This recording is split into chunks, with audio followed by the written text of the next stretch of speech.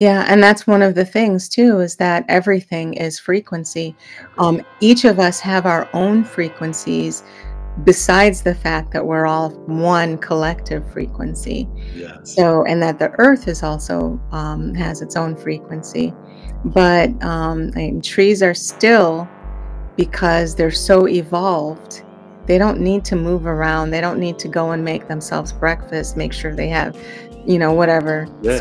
meals per day or nutritional value and exercise. And they can be still, and they get their nourishment from such a high vibrational source that they exist, that way.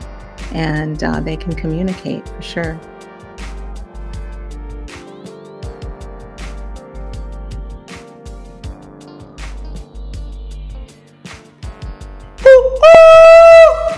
What's up, good people? It's Eric Taylor, Big E Astrology, back with another amazing episode of my Knowledge is Love Astrology podcast. Today on episode 241, I have an amazing guest. She's an author. She is an NDE survivor. And I mean, big time. So we're going to get into it. We have that in common. She also is in medical school. She is an entrepreneur and also is really the glue to a new organization called the Ascension Institute that I am honored to be a part of as well. I welcome to you today, Miss L. Serumaga. Serumaga. Thank you so much, Elle, and welcome to the show. Oh, I thank knew you. I was going to mess it up, but that's okay because you are here to kind of just gently correct me in the right way. And thank you so much. How are you today? Oh, I'm fine. How are you doing? I am so well and excited because, we connected through a fellow friend and just an amazing woman. And you have kind of really brought a lot of light to me about near-death experiences. And honestly, I mean, I've been kind of like on this world tour once I opened up my throat chakra and spoke my truth. But I guess I kind of want to start there with you. Okay. You had an NDE. And let the audience know, I mean, you're so much more than NDE, but just with, that connection, what happened? When did you have this near-death experience? Well, I'm sorry, go ahead. No, and how did it change you? Like that's it. Yeah. Well, as I had mentioned to you before, and I'm totally happy to talk to about my NDE. When I mentioned to you before about getting out there with the NDE, that was the reason why I started speaking on these various podcasts that I've been on. And it's not necessarily something that I would do. Right. No,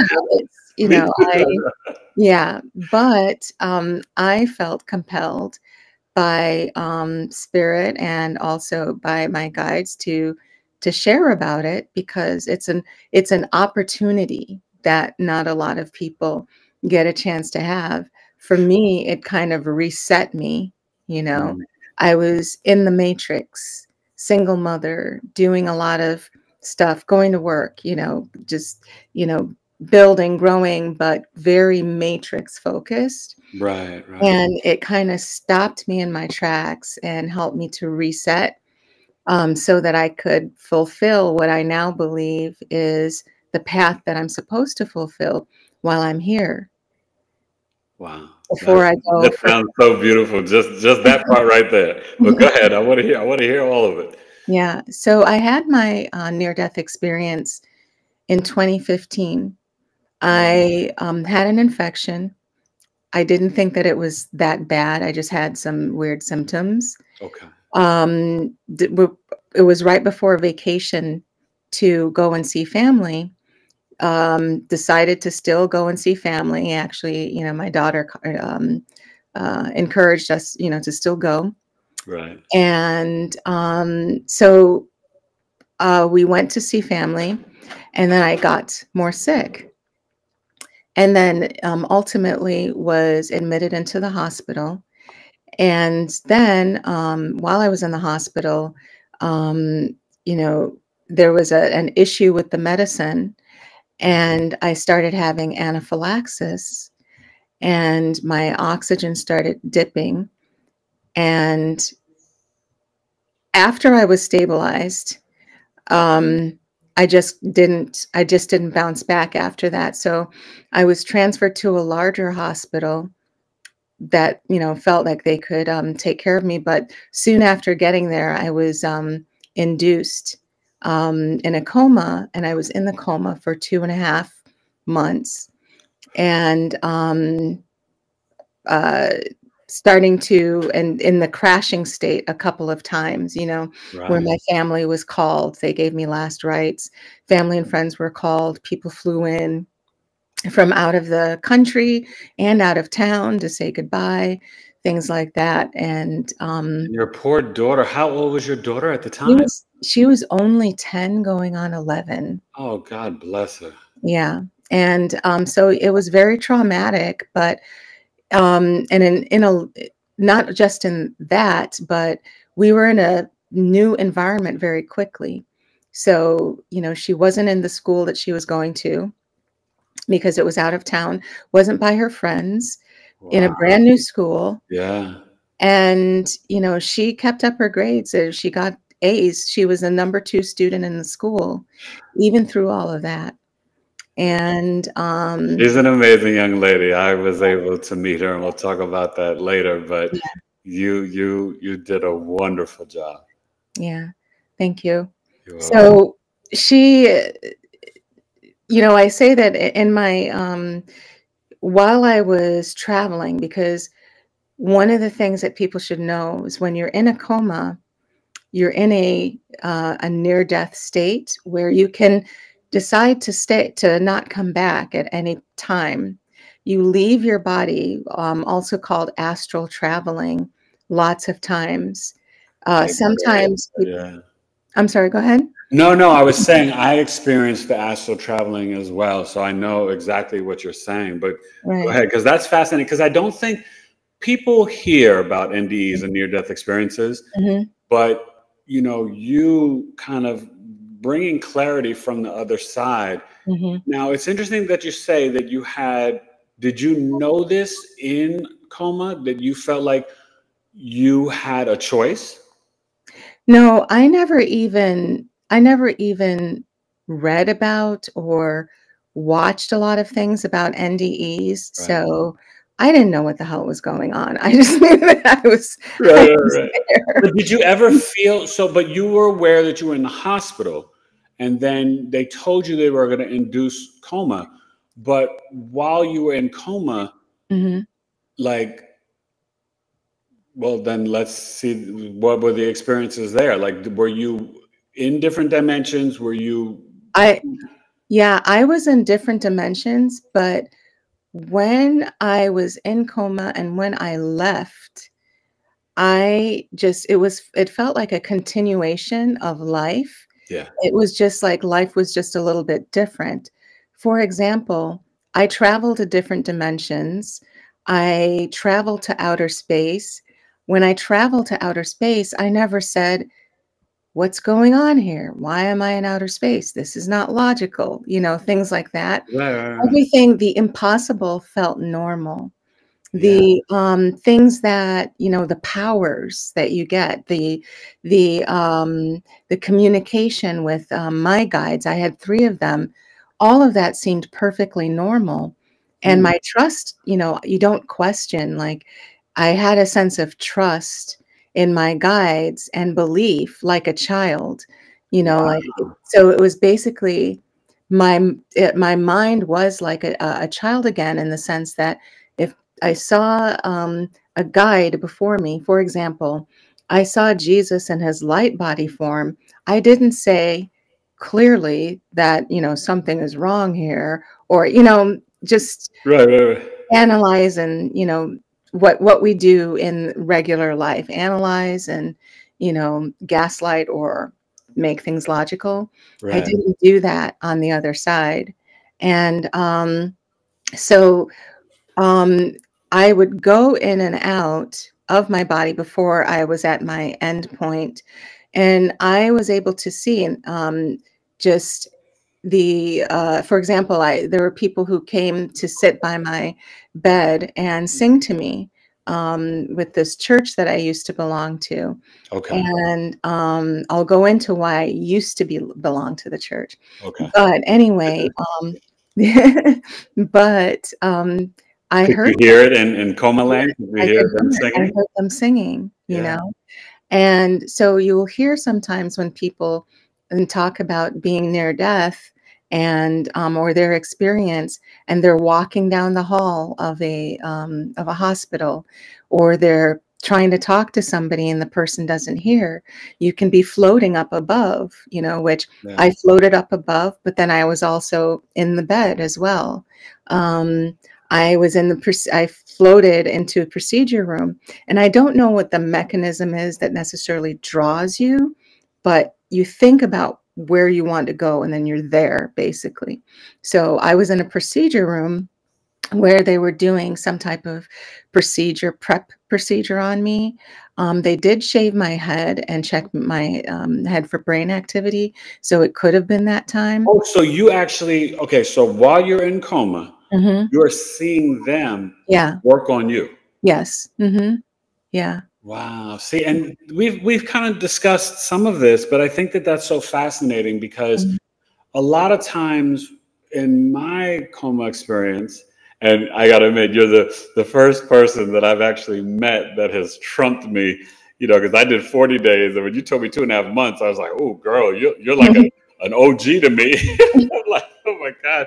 Because, I was just joking with people, but I would say to my Mhm. wife and kids, they like, watching some TV show or movie because, I just didn't know anything about the NDE world. Mhm. But my wife, being a Pisces, she's into like all this like Mhm. death and life and spiritual stuff, right? Mhm. And so there was some show and they were watching and somebody was in coma for like 6-7 days. And I'm like, oh, Mhm. please, that's nothing. Come, like, don't talk to me unless you got 25 days plus. You know what I mean? Obviously, I'm just joking. But I think that that's fascinating because I too felt a lot of my experiences in coma were based around the hospital and Mhm. seeing people.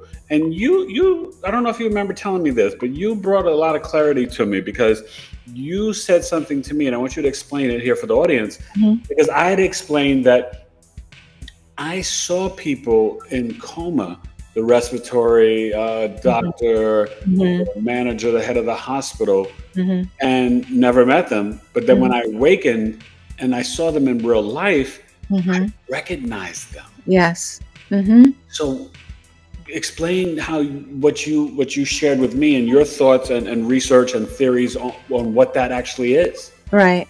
Well, and the same happened. Another thing that happened is I went back to the hospital on my birthday, the year I got out, to thank the nurses and that were attending to me. I saw one of the ones that I saw in my coma, and I said, "Oh my gosh, I saw you." Oh, And she said, I've been and wanting to go back. Maybe I should go back. Oh my gosh, that's they so. they have a fascinating perspective. It was a gift for me, to be able to talk to them. But anyway, so the one of the things that happens, and people say, oh, the veil is so thin. The veil never becomes thin at a particular time. The veil is always thin. It's just a matter of how we're able to access it. When you're near death, you've resigned. You have given up, everything that you try to control, and you are out of control. Yeah. So you are in a childlike state. That's why a lot of spiritual texts talk about having the mindset of a child and Mhm. becoming like a child, because in that state, you can tap into your superpowers. You can tap into, who you truly are, and remember more of who your soul actually is, Yes, even that's so before good. coming here, you know? Wow. So, when I was, you know, the traveling and seeing different people is a part of, you think of a child, they're always, if you leave them for a moment, they're always trying to run outside or go and, fiddle with something. They're curious. So in that state, we're curious and we are letting go and we are just merging into the experience. And so we're able to get more information in that state. But we can tap into that state even without an NDE, but we're so tied to our control in the matrix that it's hard to do that unless you're forced, as in a situation like this, as an death experience. Yeah. It just comes naturally. It's like we're stuck in this heavy density, even with the food that we eat in this 3D realm reality. That's so powerful. Now, let me ask you this, because that's really interesting. You said something there that kind of like sparked my brain, because I don't remember for myself, I'll just speak for myself, that childhood like energy or magic, except for sort of my experiences. I too was going outer space to Mars on a plane and was leaving from California, which was kind of interesting. I think Northern California, but also, what I remember was the future, like the technology, seeing no mouses, seeing the apps floating outside of the screen and like kind of moving things just with your finger. Then, I, remember, and this is so funny, I guess because of what you were saying about being like in the hospital, my wife was there so much, I thought in coma land that she got a job in the hospital.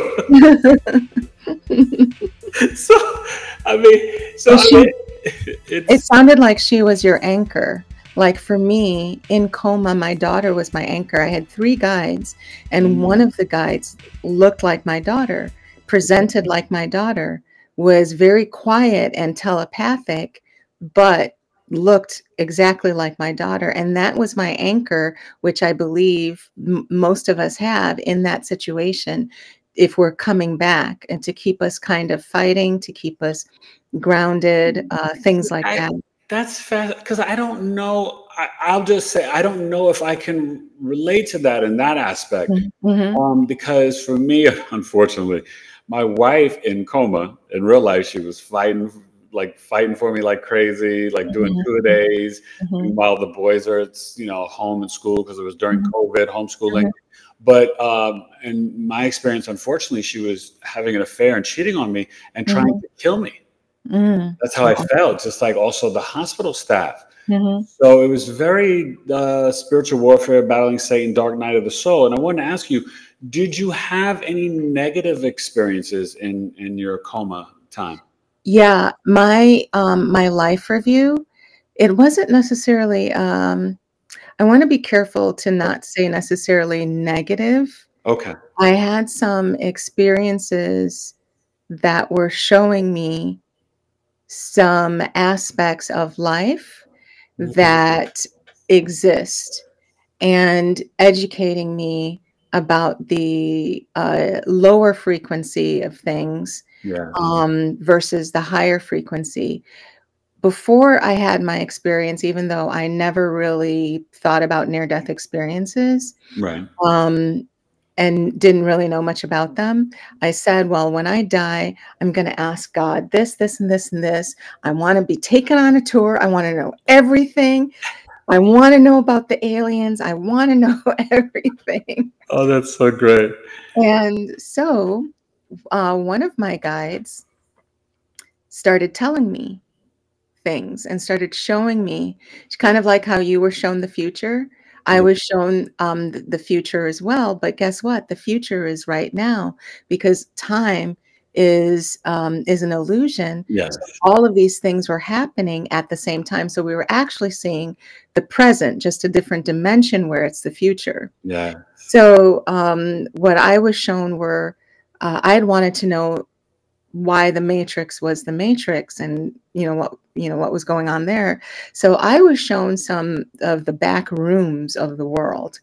I was shown certain things about, like, trafficking. I was shown some things, Oh, like, wow. about something that I didn't even know existed before, about organ harvesting. Oh, yeah. And Yeah. what they do with the placentas, just all Yeah. of it. Yeah. Yeah. So I was shown some of those things, and I believe some of those were actual things that actually, for Or happening, example, or happen, yeah, happened. happening, meaning down to certain buildings that I saw or whatever.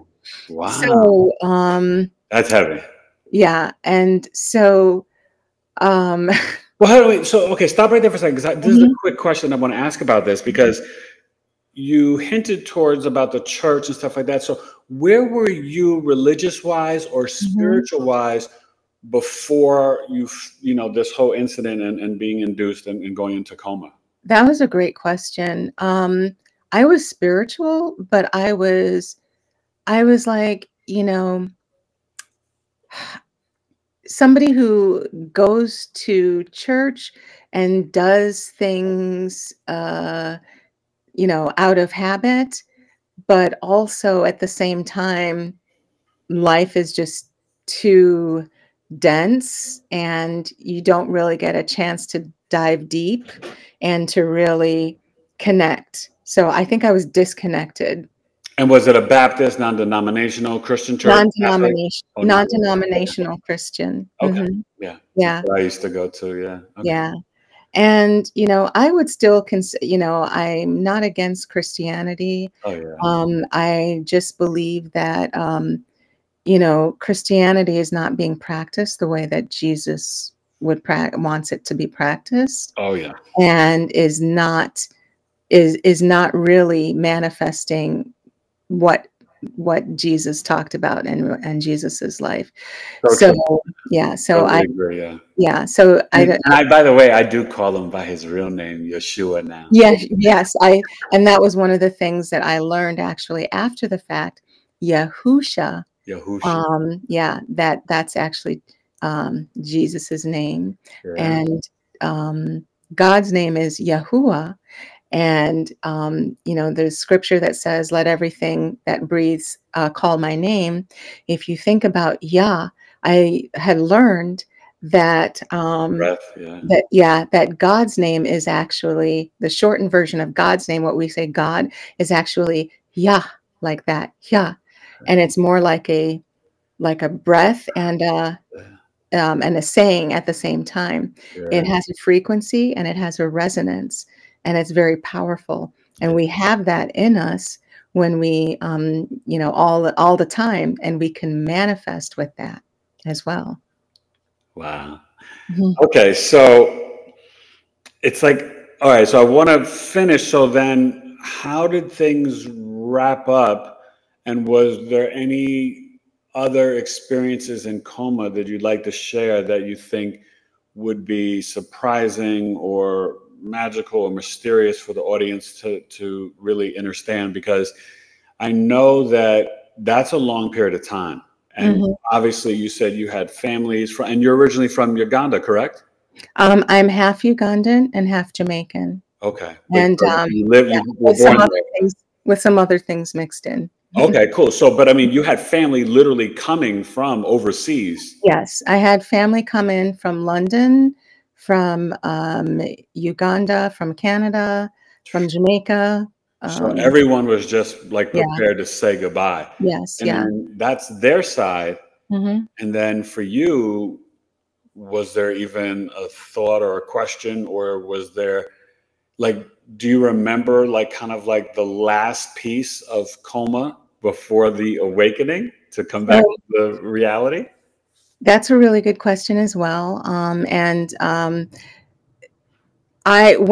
what I believe was the last, when I was crashing. And I believed, because time is, an illusion, it's irrelevant on the other side. Oh yeah. Um, there was a time that my family told me I was crashing, and I had already been given rights. And, this was kind of I guess, a test where um, they were prepared to help me to a degree, but also prepared to let me go. Meaning that they brought out an oscillator, and if I showed any sign of fight, then, you know, if I was crashing, then they would put me on that to try to assist. Okay. So this was when they took me off of life support. So I began crashing. So you mean off the breathing tubes?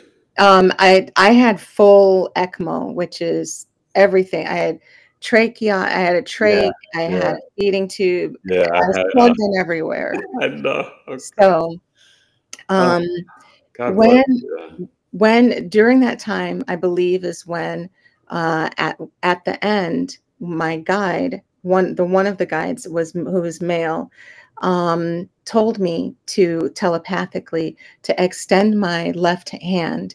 So I put out my left hand, and then a silver sphere appeared in my hand.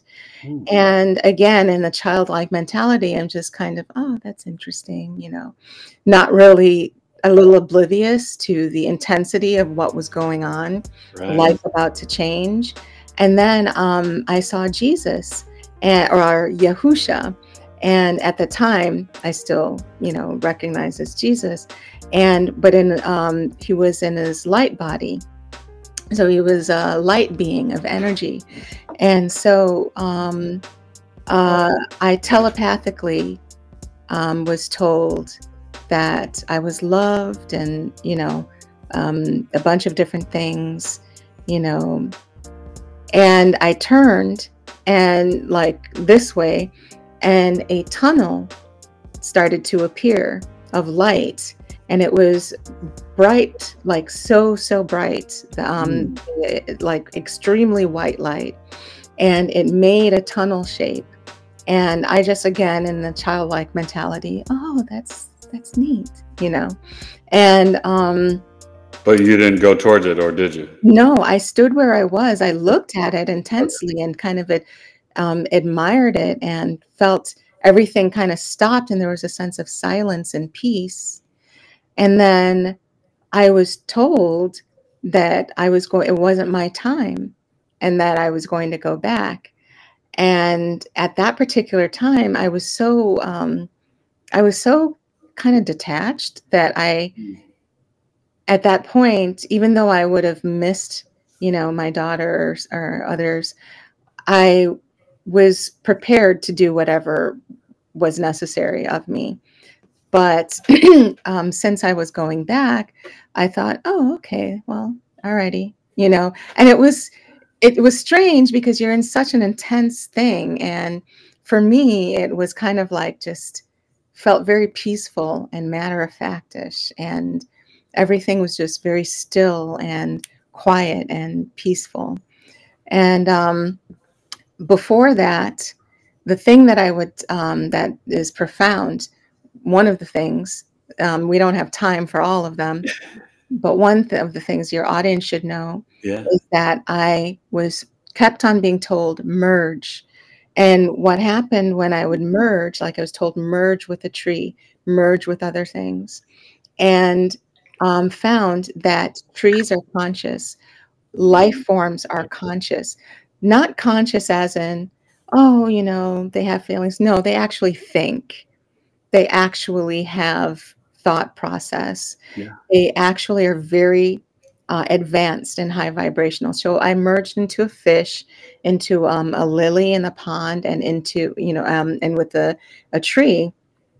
And when I, at the time that all of this happened to me, there wasn't talk about, at least in the scientific world, about you know, life forms, biological life forms that are not humans being conscious like that. We could barely accept animals being conscious, okay, or insects.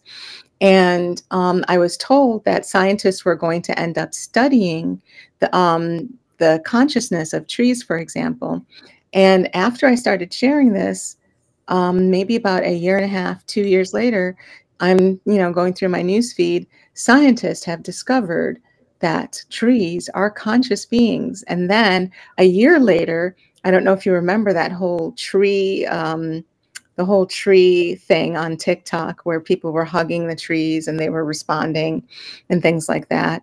And everyone, you know, does things on that elementary level thinking, oh, this is cool, but you can actually have a communication Yeah. with the tree. Well, so thank you for sharing that. And it's something that I talk about often on my channel because it was day 72 Mm-hmm. before I felt the sun again and was able to actually touch my three sons. My fourth son was, you know, out of state, but and I just remember that desire and that want and connection for nature. Mm-hmm. And I have now named my trees in my backyard. I ground earth and meditate and commune with them every day. Mm-hmm. And hug them. And I hug them, you know.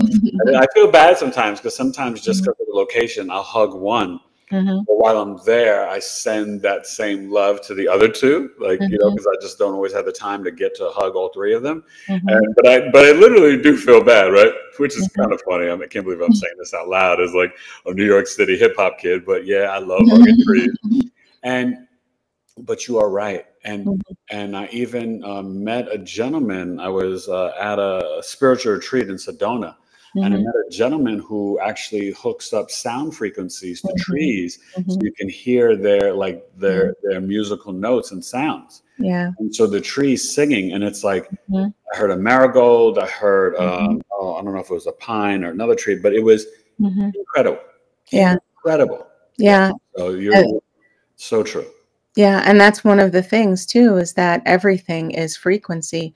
Everything. Each of us have our own frequencies besides the fact that we're all one collective frequency. Yes. So, and that the earth is also has its own frequency.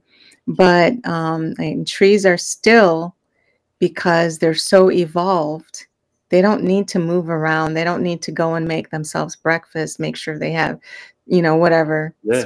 you know, meals per day or nutritional value and exercise. And they can be still and they get their nourishment from such a high vibrational source that they exist, you know, that way.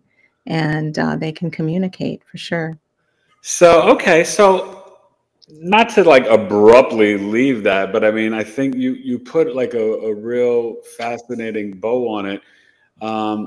Maybe a little transition in terms of just like that experience of awakening and then the healing journey. But then I want to find out about your books because you're an author. So I want to know what you've written, what was the whole energy behind it, and so share that with us, please. Sure. Well, I've written a lot about my near-death experience in a couple of different books. Okay. One is called W is for Winner, and that's a coffee table book that you can find on Amazon. Okay. And the other one is a book about death, and it's also available on Amazon. But in general, and I'm working on a couple others right now as well. And one of them is actually a scientific book, reconciling some of the things that I saw with writing it with another, with a scientist, a biologist, an ethnobiologist, and you know, reconciling some of the things that I saw. She had a near-death experience as well, Oh, and she is actually from Austria, with the University of Austria, and was not able to, you know, not able to reconcile some things that she saw scientifically with, you know, the biology community. So it was a little woo woo for the biology community, oh yeah. but it was Sure. observed, and it was observed, and it was real from a scientific perspective, various different things that she saw. So we're putting our heads together to, you know, show how science and spirituality, or science and spiritual experiences actually, um, complement one another and explain a lot of things. Science is always catching up Yeah, to exactly. spirituality, astrology, like even with the full moon and Yeah. lunatics, like Mhm. astrology, yeah, like science is Mhm. catching up. And so actually, you know, perfect segue there because you are the amazing Aquarius, Taurus moon and the Pisces rising. And you know, that's really near and dear to my heart because Mhm. my mother was actually a Taurus, but a Mhm. Pisces rising. Mhm.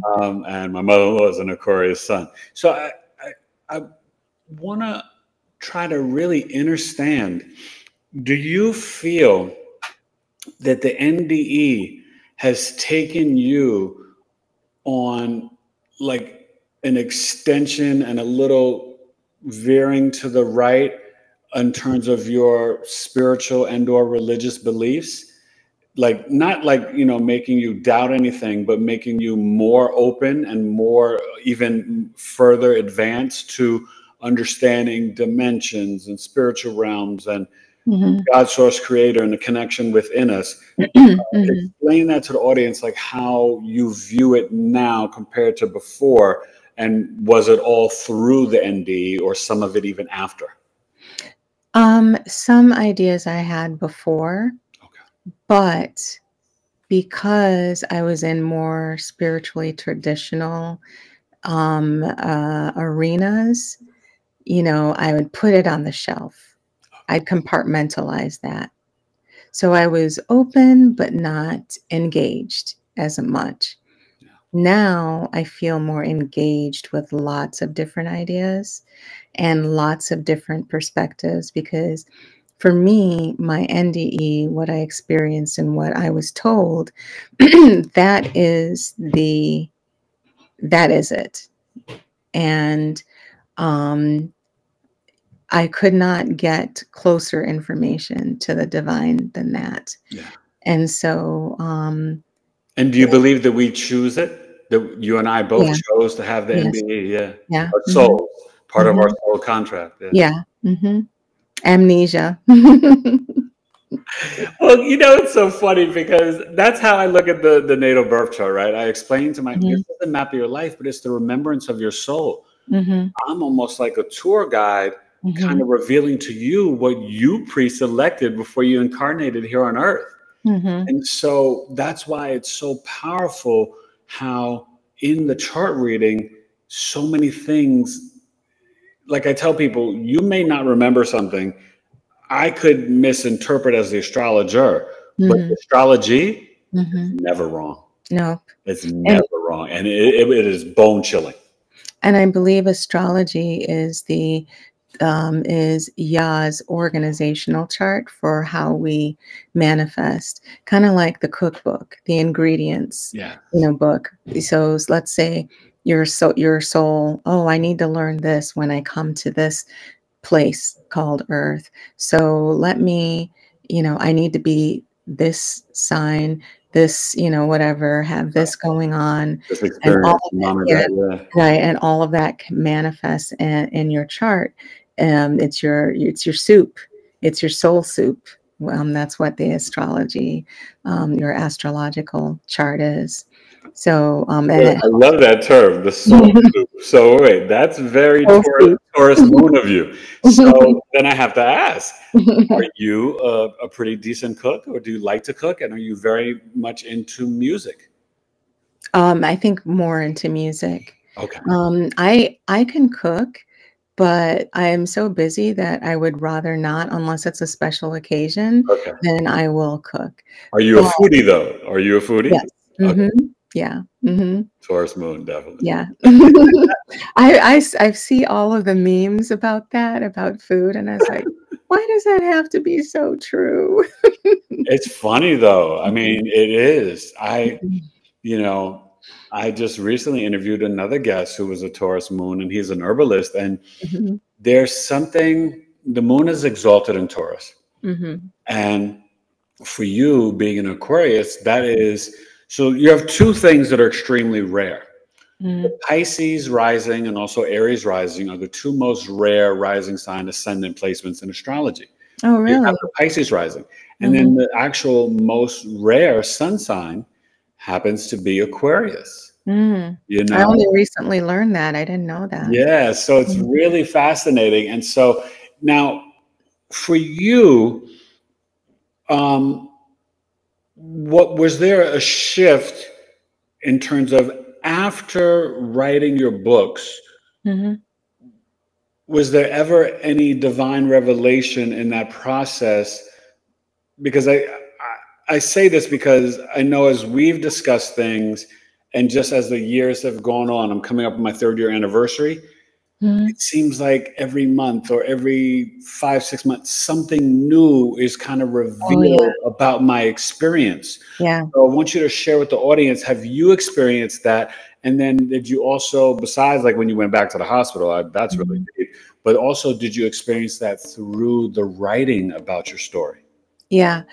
In 2022, I started sharing publicly about my story. So it took you a while. Yeah, it took me a long time because the Torian, I was analyzing, I was thinking, okay, this sounds crazy. A little I'm not the stubborn. one to look crazy. Yeah, very practical, pragmatic. And Taurus is very Very classy. right. The Taurus moon is like, I don't want people to think anything of me.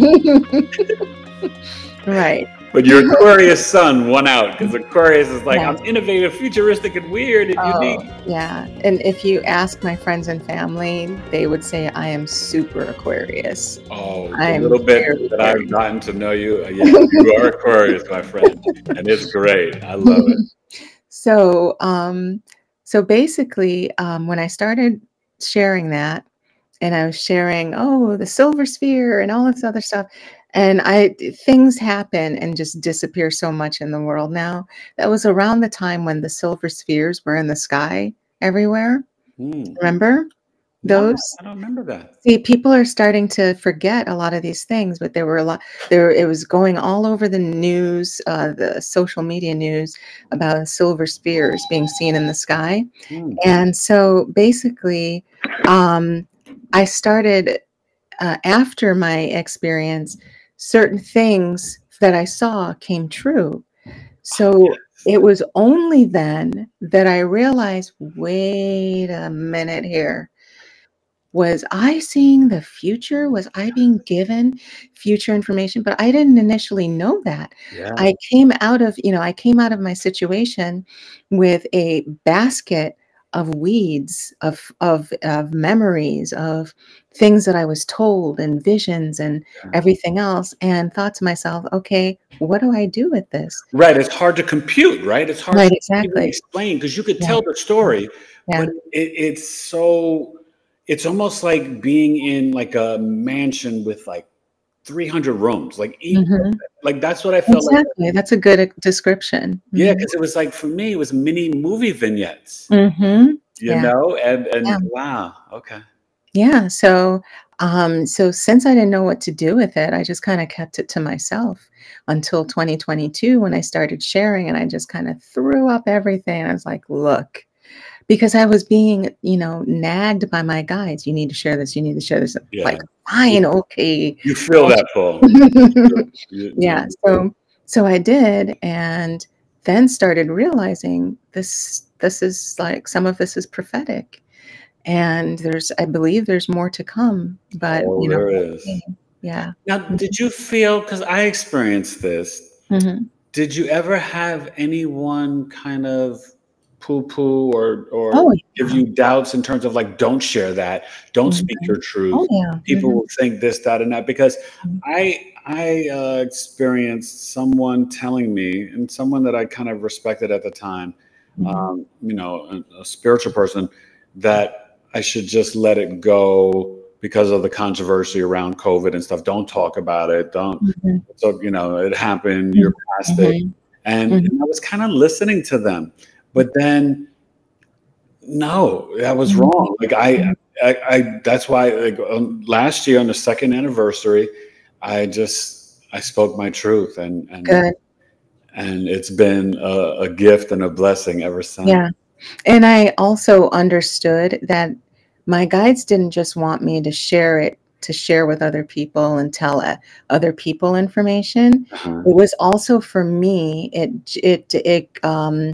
it was a divine spark of bravery. And you need bravery Yeah. to be authentic. You need authentic to have love. You need love to manifest. And so it was also creating and shifting a frequency for me, and, you know, as well. That's so beautiful the way you said that. Yeah. Mhm. And authenticity is the highest, you know, vibrational Yes. frequency. So it's Hmm. like, Yeah. and if you think about it, it makes sense, right? God made each one of us so unique and complex. Hmm. You're one of one. There's only Hmm. one L, right? Hmm. There's Hmm. only, you know, there's many people named Eric, but there's only, you know what I mean? But there's only one Eric Taylor, like who I am. And I Hmm. can't be Michael or Jeffrey, and you can't be Stephanie or Jennifer. You know Hmm. what I mean? And so that, it kind of explains the Aquarius Leo axis, the sister Hmm. signs, right? Because Hmm. when you are being authentic, Hmm. then you're activating your heart chakra and reflecting back to Exactly. God, source, creator, Exactly. and it's all like, You're acknowledging the God that loves you when you're being authentic. yes, You're saying, thank you, for making my parents. me, yes, yeah. Mhm. That's so powerful. Okay, Mhm. so now share the, you shared the first, did you, the second book? What was? It was a book called Death, Oh, and it's about death. but through the lens of the NDE, or just Through the, really yes, looking at death? Okay. yeah, it's through the lens of the NDE.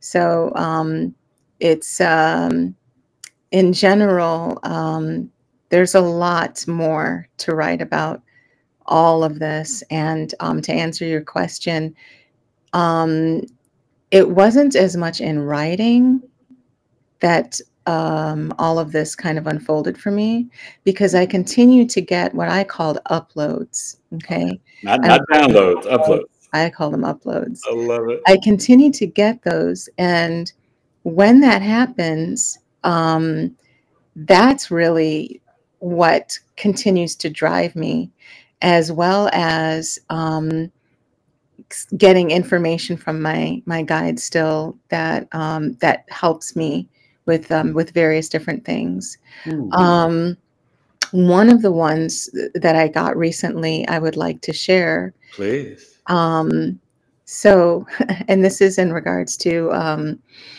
the this is in regards to The Ascension Institute? no, Okay. but it's with We'll a get to member. that. But the scientist that I'm writing this book with, is she's also with the Ascension Institute. Okay. Okay.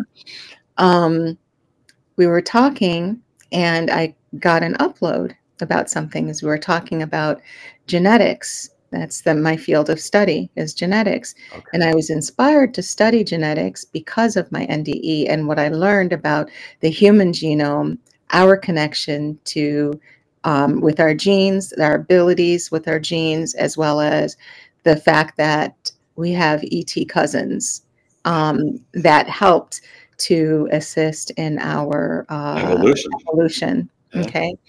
And so that's very taboo in the genetic world. But hey, you know, when They have to get over it. they have to get over it, you know. Anyway, we were talking about, are you familiar with Eve, mitochondrial Eve? Yes, the Eve gene Yes. and just that, yeah. But also, are you familiar with Lucy?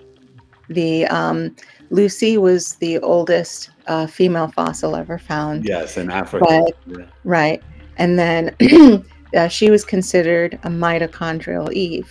Is there anything that you experienced in coma Hmm. that, besides what you shared, that you still think can potentially play out in the next few years or come true? Um, yeah, this is kind of ongoing, and I think I think it's in the cosmic web, Okay. because I think other people have also said this as well, Yeah. that there's going to be a major shift from how we present ourselves culturally now, um, as to how things will be in 5 to 7 years from now. It's already started, and it's going to continue, and it's going to push us to the point where, for example, things that you saw in the future where, you know, you've got futuristic, your life is entirely futuristic. Some of those things already exist now. Yeah. But a lot of that is going to happen because we will have alien technology that we are actually, I mean, we already do now have alien technology that we're using, but So much technology is hidden that yeah, the general public doesn't know. You know, yeah, like even the you know, some people don't know about this, but you know, underground trains that you can go from New York to California in like 30 minutes. Like there's speed of light. There's so much, so many advancements that we're just not aware of, whether it's the North Pole or underground that exists already here on Earth. yeah, yeah. So, yeah, so we're going to have aliens or ETs are going to be outed. We're just going to be having, it's going to be common. It's common, kind of common knowledge now, but still a little bit controlled and hidden. Yeah. We'll be interacting with them on a regular basis. But do you have a view of where some people feel, you know, obviously that we're hybrids and, you know, influenced from, you know, Palladians, Nibiru, Anunnaki, good greys, bad greys, good reptilians, bad reptilians. What do you think in terms of like the negative, where obviously we have, you know, some, you know, probably who've infiltrated our government and all walks of life and society in terms of power brokers, trying to harvest our energy through fear and through, you know, blood, and, you know, we don't want to get into all that stuff, but, you know, like whatever with the sex trafficking and the children trafficking. But do you kind of feel, because the Galactic Federation, most people tend to speak on that they're not going to let certain things happen, but they're also waiting to watch, like our ascension. Like, are we going to do the work? Are we going to ascend? Like, what are your thoughts on that whole situation and that dynamic? We need to be at a certain place in order to engage with them and interact with them. I do believe that they're there. I was told that there is a Galactic Federation, and it's a real thing. And once we're ready, then we'll have a little bit more engagement. And they are going to also help to protect. There are bad ETs, just as good ones.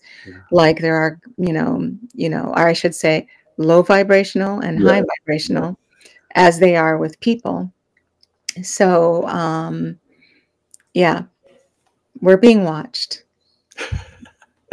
Well, listen, God, so much that I still have to share, but I've definitely seen a ton of UFOs. I mean, and you know, it's so funny, and I wonder what your thoughts are about this, because I heard there was some sighting recently in New York City, but, you know, I'm a native New Yorker, lived there till I was like 40, almost 41 years old, but I never saw anything in New York City. Like, you almost don't even barely see like the moon. So many buildings, so many lights. It's like people don't, they're just so focused on their now and the matrix and the grind that people don't ever just stop and like look up and you know, and appreciate. I mean, you do a little bit when you're in like Central Park or Prospect Park, but do you have any thoughts on that in terms of like, for example, like for me coming to Arizona, oh my God, the night sky, it just like lit up, and I've seen the UFO during the day. I've seen two at night and different things like that. Like, do you think there's any reasoning behind that? Or do you think for each individual, do you think it's a frequency, you see it when you're ready to see it? Well, here's the thing. I'm lodging a formal complaint to the Galactic Federation and the future president of the United States, because I am as alien as they come, and I've never seen a UFO. Really? Never.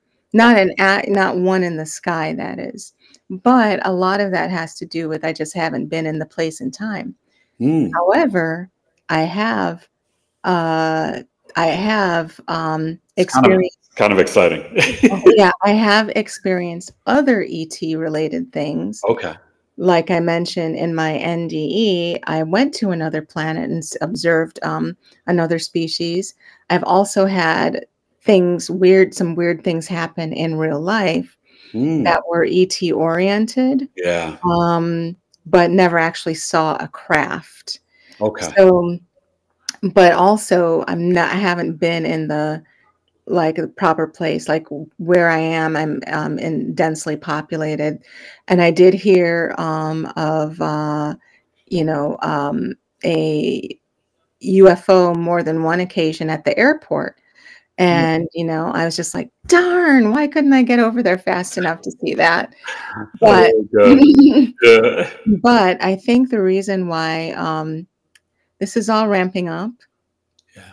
because it's time to accept and embrace. And I think that some people happen to catch them because of the frequency, as well as you have you already believe, and you know that it's there, and there's a connection of with the ETs. Right, right. I know of other NDEers that perpetually, some of being abducted, Wow. and you can tell. There's one that I know of. She even has, like what seems to be chip in her. But there's some that are being taken to be communicated with, to be harvested, to be experimented on. I do believe a lot of that is going on, Yeah, and I know I've been told by different people they're not supposed to do that. Mm, And sometimes it may be the Greys or different ones mhm, that are doing it, but mhm, it's like they're kind of breaking the galactic rules when they do mhm, so. And I mhm, think that's kind of fascinating because I do think I've been coming to the understanding really that after having an NDE, you may be highly increase your chances to have those mhm. type of experiences. Yeah. And, I think the study of near death experience is only going to exponentially grow because Mhm, there's so much to gain from these people and the mhm. knowledge that they bring back. Yeah. And Yeah. I'm going to be speaking at the International Association of Near Death Studies, Mhm, coming up on the 30th of August. So I'm mhm, really excited to share that. But mhm, I wanted to get to, before we wrap up, you kind of have a new venture that you have kind of graciously brought me into, and it mhm, seems like it's going to be something that is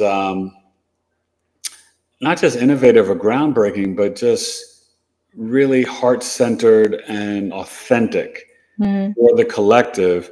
And it's called the Ascension Institute. Can you mhm. share something about that and how this is kind of formulated Yeah. with the audience? The Ascension Institute is made up of individuals who have their own lives, own businesses, doing lots of different things that come together under the Ascension Institute to channel our efforts to support projects that are benefiting the world in some way, Yeah, that are helping us to quote unquote ascend. yeah, So it could be, for example, a particular health event where people are learning how to be more high vibrational about their health and fitness or whatever else. Or it could be, a documentary, lots of different projects that our collective minds and efforts come together and to support, and also provide support to other individuals that are on this journey, that are just coming out of the box and are, you know, um, kind of taking the cobwebs out of their eyes and yeah. trying to figure out which way to go. We're awakening. Yeah. Yeah. Hmm. Well, it's funny that you say that because I've been saying this for quite a bit, and the clock is ticking and it's coming up on it. But I really feel September through the rest of the year, as Pluto retrogrades back into Capricorn late night on the 1st, some areas the 2nd of September, until November 19th, before we officially get into Pluto Aquarius for the next 20 years till 2044. But it's really going to create this final kind of cleanup. And I think of the structures and systems, Pluto Capricorn. And this is why we're seeing, right, the dismantling and the dissipating of medical, financial, religion, like all these structures and systems, entertainment, Hollywood, they're just crumbling, right? The layoffs, the firings. I just heard Brothers and Paramount, they're closing down offices. They're going to be shutting down like full cable stations and networks. Everything is kind of, but it's, people get fearful, and I let people know there's nothing to fear. You have to destroy to rebuild, and to rebuild back better. So what are your thoughts about that in terms of the Ascension Institute and in this transition? And what are your thoughts about really, even between September and December, I feel many more souls will awaken. And for us who are already there, we're going to have to hold space for them and guide them, because these may be people who are kind of like, quote unquote, my government, my daddy, my Fox, my CNN, my Wall Street Journal, my New York Times, well, all that stuff. Like they're just totally plugged in. They watch the nightly news, whether it's CBS or NBC, ABC, that like they don't question anything. I think even some of them are going to start to awaken. So what do you? Well, that as well, or? I feel as though it's divine that you're saying that, because when I started sharing about my story, I said those particular things. Like, for example, I was on a podcast and I said that there was going to be a dust up, some type of a shake up in Hollywood. And then like 2 months later, there was a shakeup in Hollywood that started. And then I said that there was going to be something that was going to happen with, am I allowed to say that on here, trafficking? The what trafficking? Yeah. So, and then there, at that point, there was, it was in the news that there were 200 and something kids that were, there was a bust, a major bust in that arena and things like that.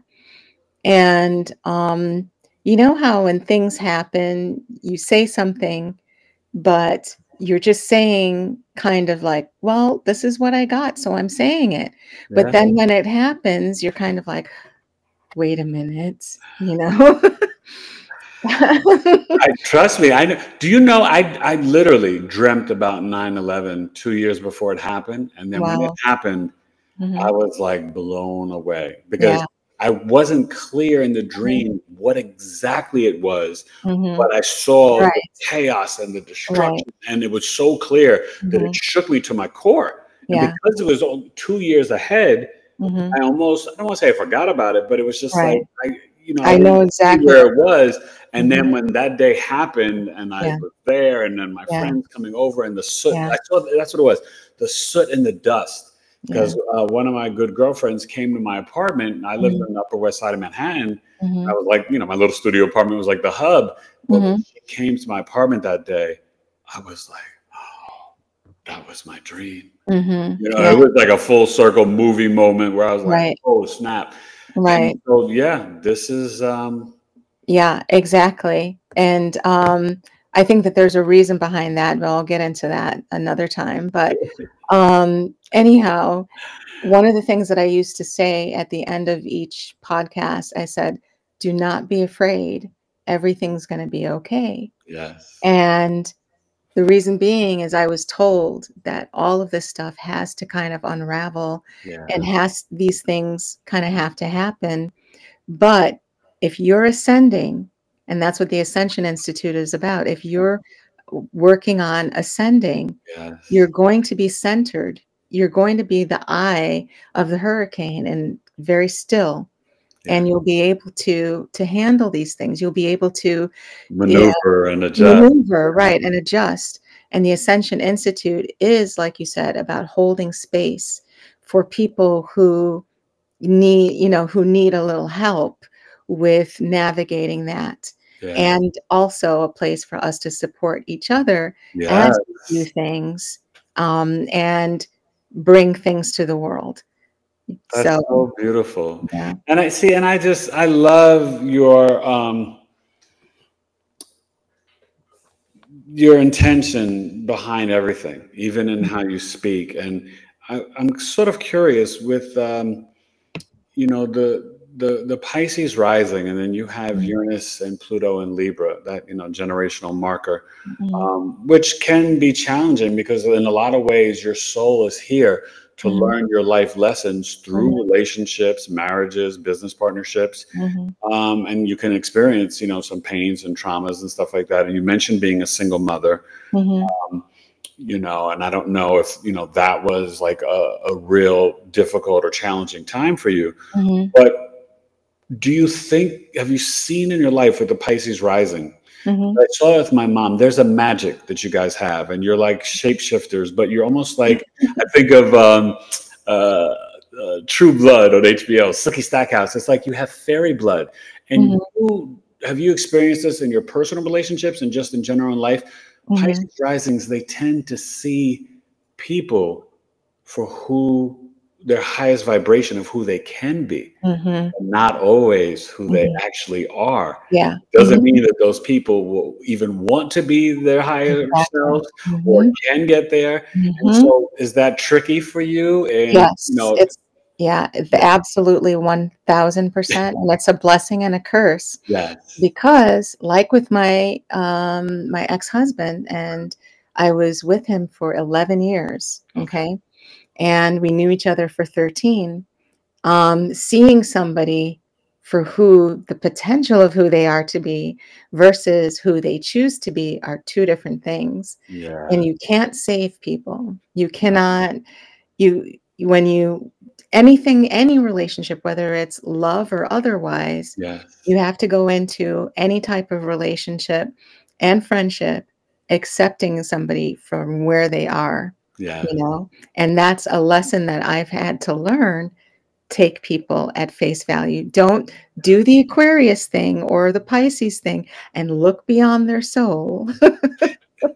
But how long did it take you to come to that though? Was I'm it still before? learning. You're still learning. Okay. So after the NDE. It took until hard. last It is week. hard. Yeah. It took until last week. I love that. Oh my God. Al, you are the best. This has been so amazing. And I know it's challenging. I think of having that Pisces energy, and just, look, we're just, spiritual beings having this physical, 3D experience. I noticed it the other day in myself. I used to get my feelings hurt a lot more when I was younger, in my 20s or so. Now I've realized that, and I just said it to my wife the other day, and I simply had just said, sometimes I realize that I am a lot kinder and more thoughtful and considerate than most people. And I've had to learn to not take it personal when others are not being the same way towards me. Yeah. You know what I mean? That's one of the things I kind of learned in my NDE is that not to take it personally. Everybody's on a journey. Yeah. Of course, that doesn't mean you feel some pain sometimes or anger, which I do, you know. But in the big scheme of things, trying not to take it personally because they had a soul contract. They came here and that was a part of, what they what they did and what they decided to do. And they're learning, they're trying to evolve as well. So, it is what it is. So as we wrap up, I'm kind of curious because it's interesting coming off of just what we were just saying. Have you experienced, because I know I have really since 2020 and maybe even starting a year or two before then, the separation, where people, maybe friends or other people Oh, yeah. falling out of your life, people you've Mhm. known since like high school or whatever, that all of a sudden just Yep, like you're not vibrating exactly. the same. And Yep, so yep, so you've been experiencing that definitely. too. Yeah. Um, since the time that I got out of the hospital, Mm, I think I've lost maybe, let's see, maybe I've lost somewhere around 3 friends, and I've cut off about 4. yeah. And it's okay. I Yeah. don't, it's It is what just, it is. Yeah. yeah. And new energy comes in, Yes. and yeah, so So, okay. So, in closing, what is the hopeful kind of vision? And, we've kind of already touched on it, but Mhm, just to put a bow on it, what mhm, would you like to share with the collective that maybe the regular person, I mean, most people watching my podcast, mhm, they are on the journey or have started or whatever, but maybe I share this or someone comes across this that is just kind of like, what the heck are they talking about? You know what I mean? mhm, What mhm, is the glimmer of hope, but also what is the intention? Because I also tell people with Saturn in Pisces right now and Neptune until February 2026 before they dance together in Aries, we've got work to do, right? People talk about, oh, ascending to the fifth dimension and this and that. It's like, well, put in the work. Like I'm not perfect and I surely don't judge anybody else, but I do what I do because it also feels good. So grounding and earthing and hugging trees, mhm, meditating, mhm, toning, spiritual, tapping into spirit guides, honoring and praying to my ancestors. So, cold showers, eating high vibrational foods, more fruit, more vegetables. Where do you think the work needs to be done? And do you feel that that is really the kind of the roadmap to ascension? Everyone can start right now, wake up tomorrow, meditate for 10 minutes. If you don't know how to meditate, chant something that is high vibrational, or you can even Google something if you're seriously detached that Yeah. you don't know. Chant for 10 minutes, increase that to 15, increase that to 20 minutes, exponentially each day. And it's time to start ascending. It's time to start putting in the work, like you said. And the work is not going outside and growing a tree so that you can cut down the wood. The work is lifting your head off of your pillow and closing your eyes and meditating when you wake up in the morning or before you go to sleep or anytime in between. But if you right now is the time to start doing that work. And the fifth dimension is already here. Oh, yeah. It's not out there. Yeah. It's already here. But Yeah. when you do the work, you can step into it. Yeah. You see a door manifest that you can step into, that you can see, versus now that can't be seen. So, and remember, like I would say before, that everything's going to be okay. You see things falling apart, you're going to be okay. Everything's going to be okay. I love that. Oh, Miss Al, could talk to you forever, my friend. This was so much fun. Please share all, and I meant to do it earlier, but we'll have it throughout the show and everything will be Mhm, down in the description. Share how people can contact you if mhm, they want to learn more about your books, some of mhm, your research work, the mhm, Ascension Institute. mhm. Where can they find you? What platforms? And do you do any one-on-one work with anybody, or do you guide or help any people in any way? Or I have conversations. I do channel, but I don't. I that's not my job. yeah, It just happens sometimes. okay, So, sometimes when I speak to them, I start channeling something, but you know, don't schedule with me for a psychic reading. So anyhow, you can email me at less than the number 1 and the word percent 1111@gmail.com. That was because I had less than 1% chance of survival with my in my state. And my website is the letter U, the letter R, the letter L, URL 1111.com. Earl1111.com. Wow. Okay. I like that. And can they find all your book information and stuff like that there? Yeah, they can find most information on my website and things like that. Well, and see other things I've done. So that's incredible. Oh my gosh. Thank you so much, my friend. I really just appreciate having you on the show. And I look forward to our adventures and journeys together with the Ascension Institute. Yes. And really just showing up for the collective and trying to be these positive lights. And there's way more. Yeah. Way much more to explore with the NDEs and just even for us to exchange about it. So it's the future is bright and it's definitely exciting. So thank you so much. And thank you. And you're always welcome back. And maybe after you get more involved in the Ascension Institute, I know you may be doing another book or even a documentary. Yeah. Would you like to come on and share live with the audience? Sure. Okay. Are you comfortable with going live and stuff like that? Yeah, I've done that before. Okay. All right. Cool. I always have to ask, but I would love to have you back maybe before we get to 2025, maybe a little Christmas gift or something. All right.